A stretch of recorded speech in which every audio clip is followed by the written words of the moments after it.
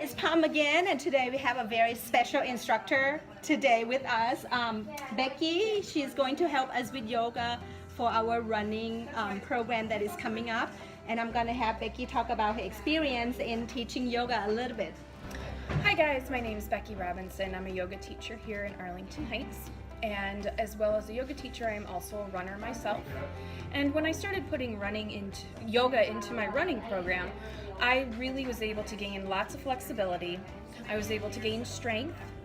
I learned how to make a mind-body connection and listen to what my body was trying to tell me, whether it was I needed to scale back on my practice in running or I needed to kick it up a little bit. Wonderful.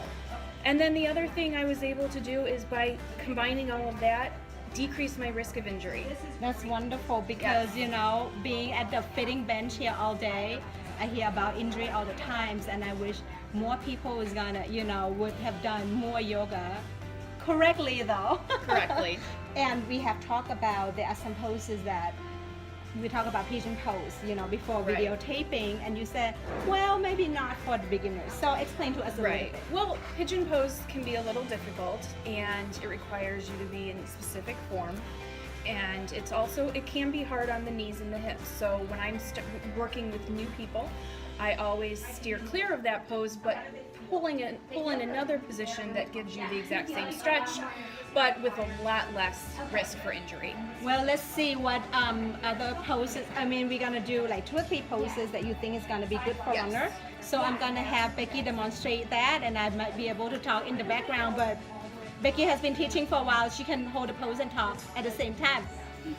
All right, so a couple of the main things my clients complain about who are runners are tight legs and tight hips. So the first one I'm going to show you is actually the seated pigeon pose. And what you want to do, this is to work out your hip area, is you want to take a foot and cross it to your thigh, bring your hands behind you, and sit yourself nice and tall. And then you can move this way so you can see a different angle. And then just hold it until you feel a good stretch. And then because yoga is all about balance, you have to do the left and the right. So again, cross that foot, sit yourself nice and tall. And again, when you feel that stretch and you're ready to come out of it, just get yourself untwisted. The next pose I want to show you is called the downward dog. This is a great stretch so that you stretch out your entire backside. What you want to make sure though is that you have a nice footprint here. So you want to think about stacking your joints. So from wrists to elbows to shoulders, from knees to hips. You know that you're in a perfect position to start.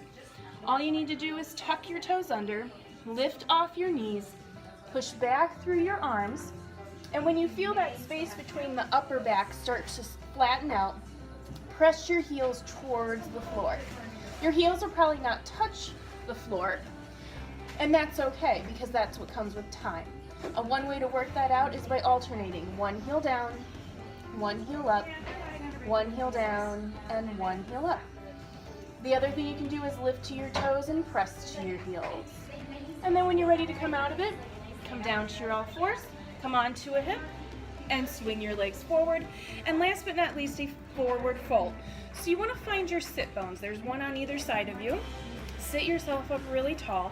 Think about hinging from your hips. Again, nice big back stretch through the legs all the way up to the neck. So you reach your arms out and up, reach forward. Let your hands fall where they work for you.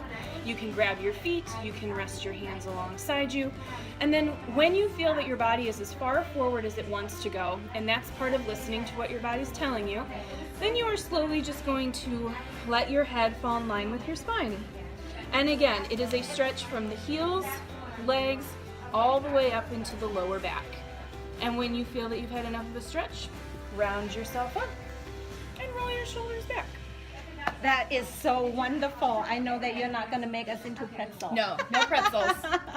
So these are just sample of some of the poses that we are going to do after running, and it's going to be a very, wonderful comprehensive program that we are very proud of.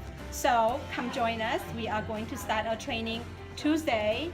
Sign up or call us at 847-670-9255.